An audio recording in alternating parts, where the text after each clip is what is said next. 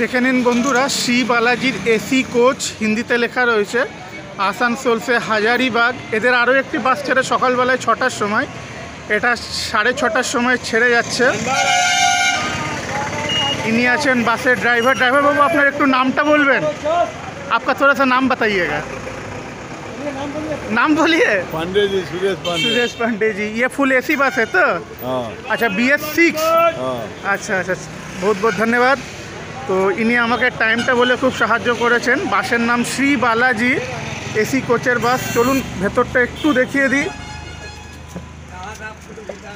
ভেতরের এটা বডি আছে অশোক লেল্যান্ডের কেবিন।